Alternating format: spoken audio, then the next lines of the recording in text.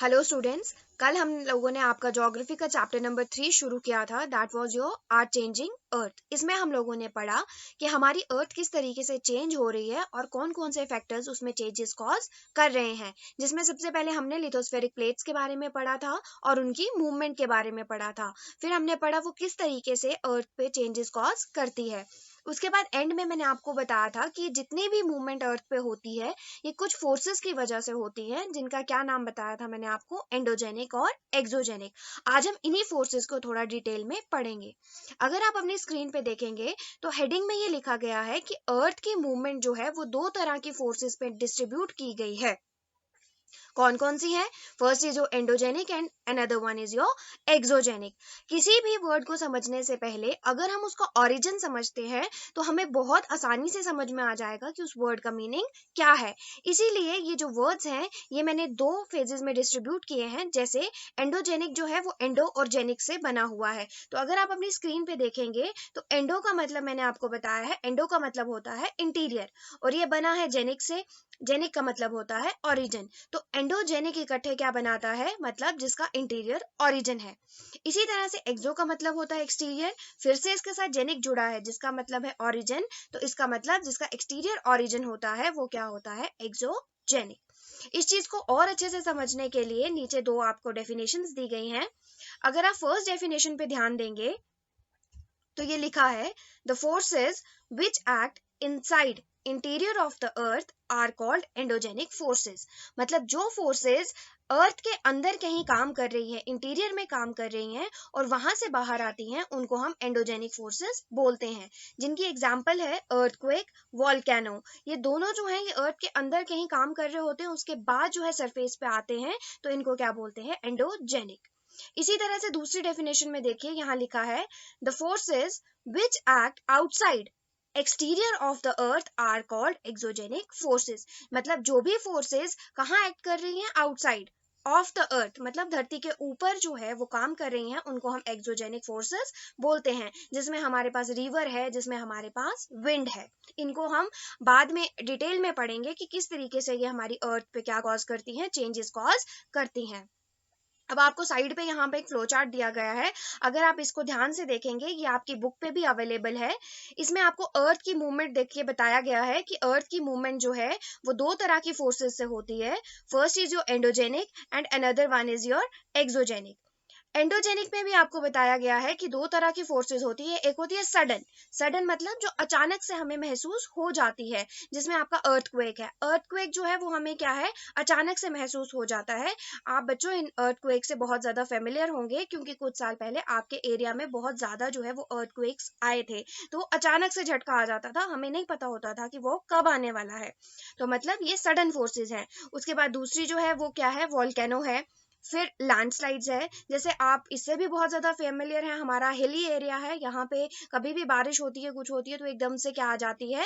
Landslide हो जाती है। मतलब यहाँ पे पस्सियां वगैरह आ जाती हैं। तो ये अचानक से हो जाती है, ये धीरे धीरे नहीं होती है, ये अचानक से हो जाती हैं।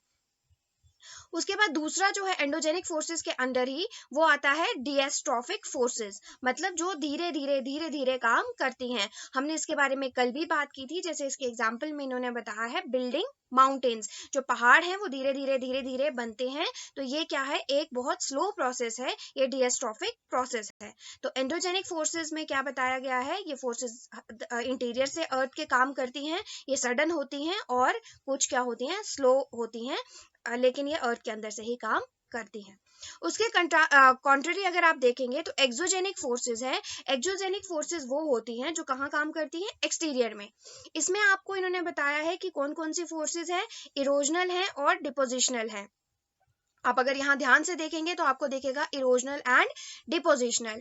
इरोजनल में क्या आता है? इरोजनल का मतलब होता है डिस्ट्रक्शन। मतलब कहीं पे जैसे बारिश पड़ रही है किसी पत्थर पे, तो वो बारिश क्या करेगी? जब बहुत तेजी से पड़ती है तो वो उस पत्थर को तोड़ देती है। तोड़ना मतलब इरोड कर दिया उसने पत्थर को, और फिर बहा के कहीं पे जाके उनको इकट्ठा कर देगी। तो मतलब वो क्या है? इसका डिपोजिशनल फीचर है। इसी तरीके से रिवर काम करती है, इसी तरीके से विंड काम करती है। विंड की एक छोटी सी एग्जांपल मैं आपको दे सकती हूँ। जैसे अगर हमारे हमारे एरिया में कभी बहुत ज़्यादा विंड चलती है, हमारा यहाँ हिली एरिया होने की वजह से हमारा जो रूफ है, हमारा जो छत है वो टिन शीट्स का है, तो कई बार इतनी ज़ोर से हवा आती है कि वो उन टीन को उड़ा के ले जाती है। मतलब उसने क्या किया, विंड ने पहले टीन को इरोड किया, फिर कहीं पे जाके उसको रख दिया, मतलब डिपॉजिट कर दिया। तो इसी तरीके से ये क्या करती है, एक्सोजेनिक फोर्सेस काम करती हैं। अगर आप कहीं डेजर्ट में चले जाते हो तो रात को वहां पे क्या होता है, बहुत ही रेतीले तूफान चलते हैं। अगर आप दिन में देख के सोओगे रात को, वहां पे कोई भी आपको टीला नहीं दिखेगा, लेकिन अब जब रात को सो के सुबह जागोगे तो इतनी तेज हवाएं चल रही होती है कि वहां पे छोटे छोटे क्या बन जाते हैं, मिट्टी के हिल्स बन जाते हैं। वो किसकी वजह से होता है, वो इरोजनल और डेपोजिशनल फीचर जो है इसका, उसकी वजह से होता है। उसके बाद सी वेव्स भी ऐसे ही करती हैं और ग्लेशियर्स भी ऐसे करते हैं। तो आपको समझ में आ गया होगा एंडोजेनिक और एक्सोजेनिक फोर्सेस क्या होती हैं।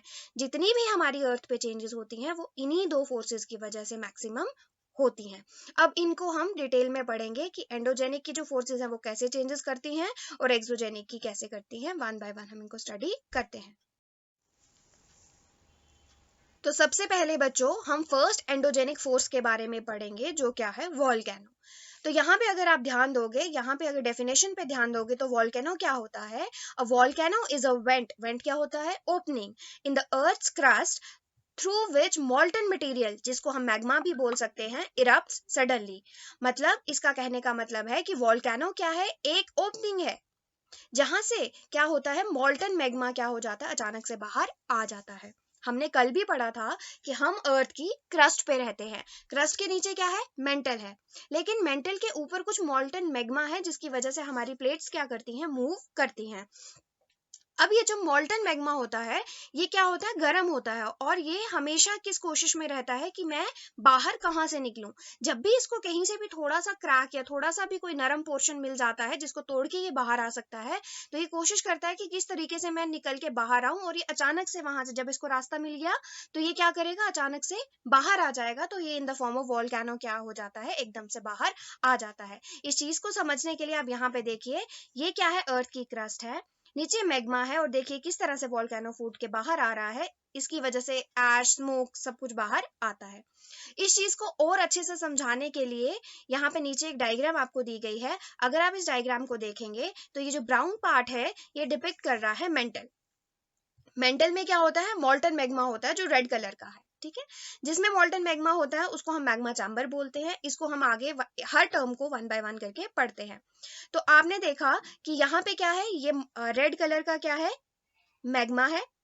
मैग्मा जो है ये बाहर आने की हमेशा कोशिश करता है। देखो यहाँ से इसको जगह मिल गई तो ये सीधा इस चैनल से क्या करेगा, बाहर आने की, इस पाइप से बाहर आने की कोशिश करेगा। इसको बोलते हैं वेंट।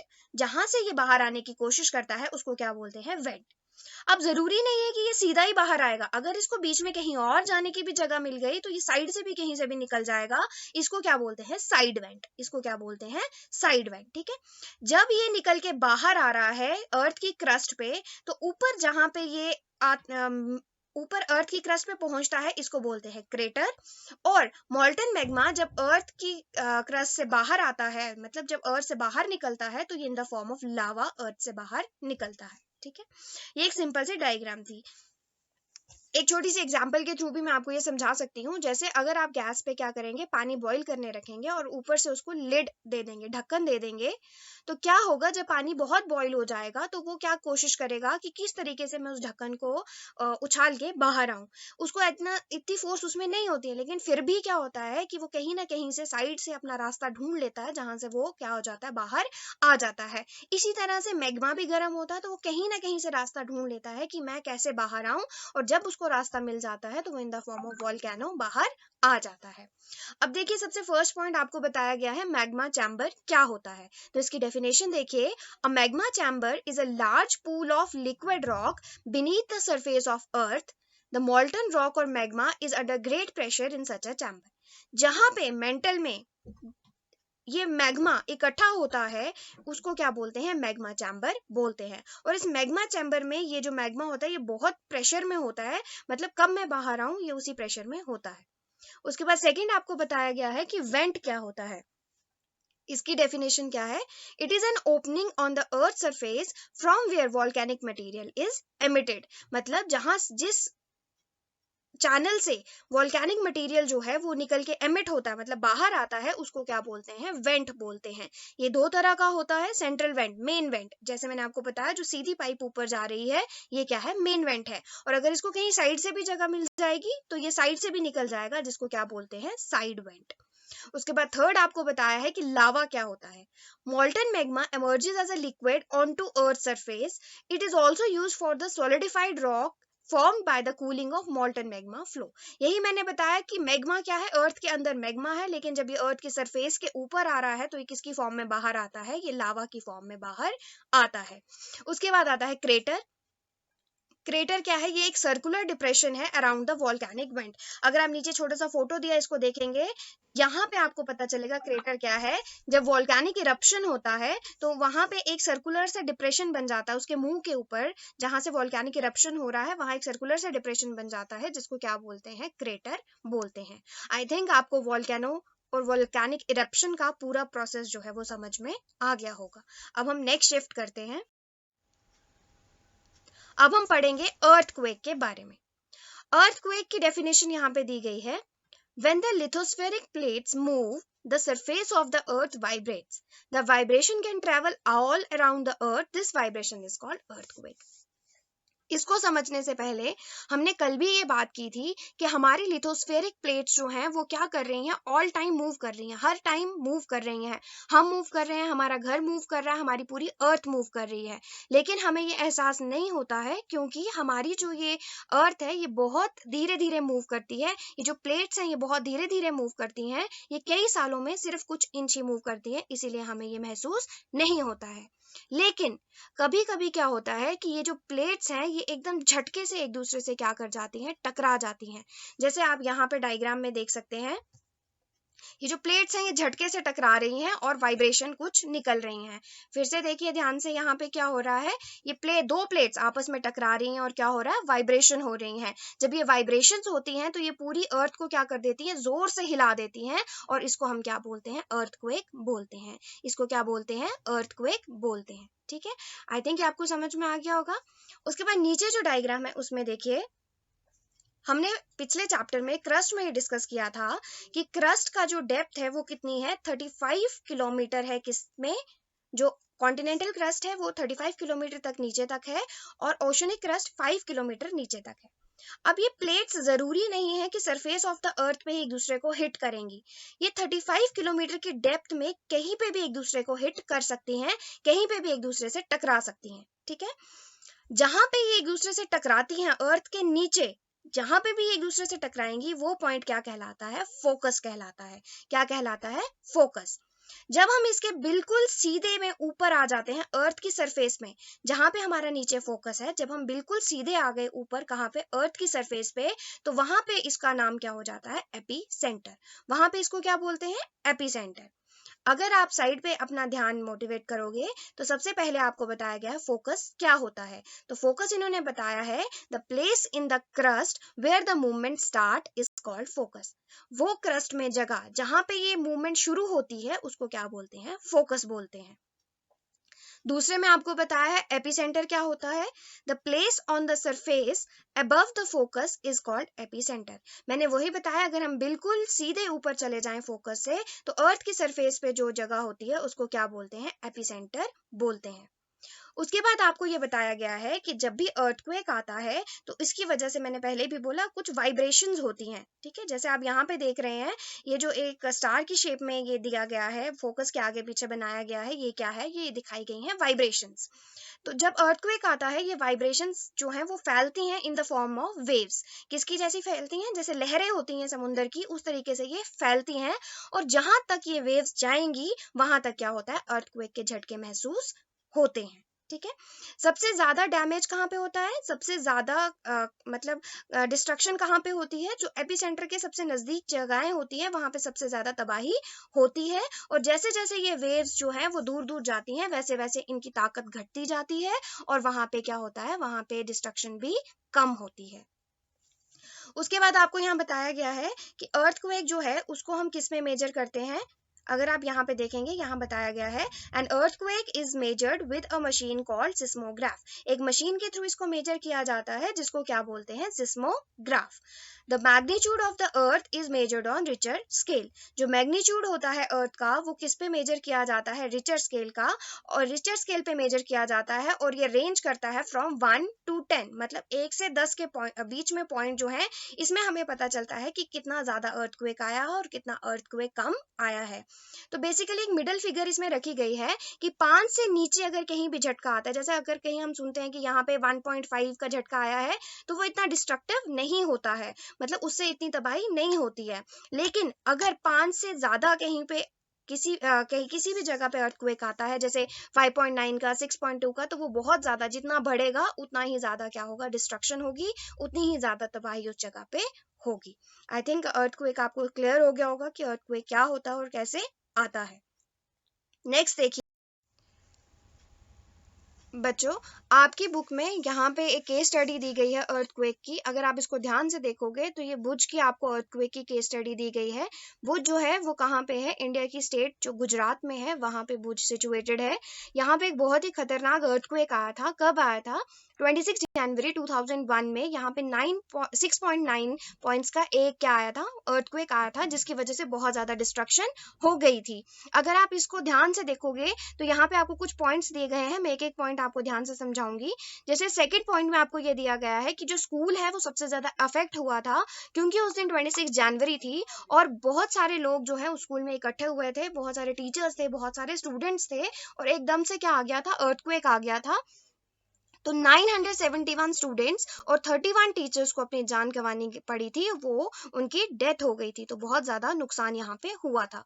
तीसरे पॉइंट में ये बताया गया है कि 3 दिन तक जो हुआ सो हुआ, लेकिन 3 दिन के बाद जो कंसर्न था गवर्नमेंट का वो शुरू हो गया था, क्योंकि लोगों को क्या नहीं मिल रहा था, खाना खाने को नहीं मिल रहा था, ब्लैंकेट्स नहीं मिल रहे थे, क्योंकि उस टाइम सर्दियों का टाइम होता है जनवरी में, दवाइयां नहीं मिल रही थी, जिसकी वजह से और ज्यादा क्या हो रही थी, डिस्ट्रक्शन हो रही थी। चौथे पॉइंट में ये बताया है कि जो डिस्ट्रक्शन हुई थी भुज में, उसकी वजह से फोन लाइन सब टूट गई थी, पानी नहीं था, वाटर पाइपलाइंस टूट गई थी, बिजली नहीं थी, क्योंकि पावर स्टेशंस क्या हो गए थे, तबाह हो गए थे, तो इसकी वजह से बहुत ज्यादा डिस्ट्रक्शन हुई थी। उसके बाद फिफ्थ पॉइंट में ये बताया है कि ये जो पूरी सिटी थी इसमें पूरी आग ही आग हो गई थी। क्यों हो गई थी, क्योंकि जो गांव के लोग होते हैं वो क्या यूज करते हैं, वो स्टोव्स वगैरह यूज करते हैं, जिसकी वजह से क्या हुआ था कि वो स्टोव्स फट गए थे और वहां पे आग ही आग पूरी सिटी में हो गई थी।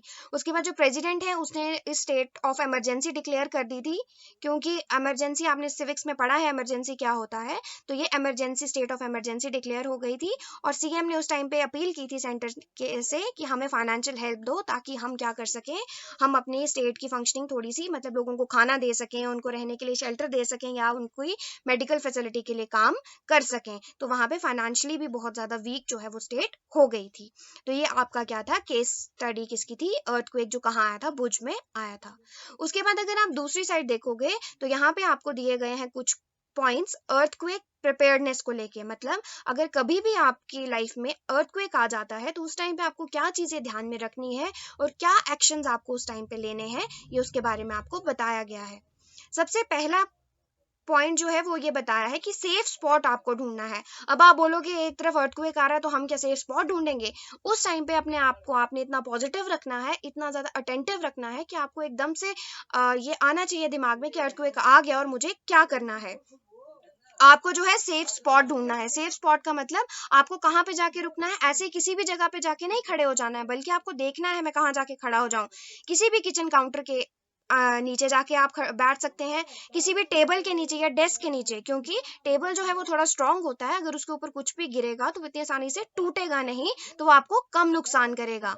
या फिर अगेंस्ट एंड इनसाइड और कॉर्नर ऑफ वॉल, कहीं भी मतलब घर के अंदर कोई कॉर्नर जहां दो दीवारें जुड़ती हैं वहां कॉर्नर बनता है, आप उस कॉर्नर पे जाके खड़े हो सकते हैं, क्योंकि कॉर्नर पे क्या होता है, बेसिकली पिलर होता है और सरिये का पिलर हमने लगाया होता है, जहाँ पे कोई भी चीज जो है वो मतलब इतनी तबाही नहीं करती है। आप यहाँ पे देख सकते हैं, जैसे आप यहाँ पे देख रहे हैं, ये एक लड़का है, अर्थक्वेक आया तो ये लड़का जो है ये एक टेबल के नीचे जाके क्या कर गया है, छुप गया है। मतलब इसने उस टाइम पे इतना अटेंटिव अपने दिमाग को रखा कि ये वहां पे जाके बैठ गया। दूसरी चीज है स्टे अवे फ्रॉम। आपको किन चीजों से दूर रहना है, फायर प्लेसेस, कहीं पे भी कोई आग की जगह है उससे दूर रहिए। एरियाज अराउंड चिमनी, चिमनी के आसपास का कोई इलाका है उससे दूर रहिए। Windows that shutter including mirrors, ऐसी खिड़कियों से दूर रहिए जो टूट सकती हैं, जिन पे मिरर्स लगे हुए हैं। शीशों से दूर रहिए, और अगर आपके घर में कोई भी पिक्चर फ्रेम है जहाँ पे मतलब बड़ी बड़ी सी पिक्चरें आपने दीवार पे लगाई हैं, उनसे दूर रहिए, क्योंकि उनमें शीशा होता है तो वो टूट सकता है, वो नीचे गिर सकता है। लास्ट पॉइंट में आपको बताया है बी प्रिपेयर्ड, आपको तैयार रहना है। स्प्रेड अवेयरनेस अमंग फ्रेंड्स, अपने फ्रेंड्स में, फैमिली मेंबर्स में मतलब क्या करिए, अवेयरनेस फैलाइए कि हमें जो है किसी भी डिजास्टर को, किसी भी तबाही को बहुत कॉन्फिडेंटली फेस करना है, मतलब अटेंटिव दिमाग से फेस करना है, डरना नहीं है। तो इस तरीके से आप अर्थक्वेक को क्या कर सकते हैं, झेल सकते हैं और वहां से सेफली बाहर आ सकते हैं। तो आई थिंक आपको ये समझ आ गया होगा जो हमने आज एंडोजेनिक फोर्सेस के बारे में पढ़ा, that was your volcano and earthquake. ठीक है, कल हम क्या पढ़ेंगे, नेक्स्ट प्रेजेंटेशन में हम आपकी एंडोजेनिक फोर्स एक्सोजेनिक फोर्सेस जो हैं वो शुरू करेंगे।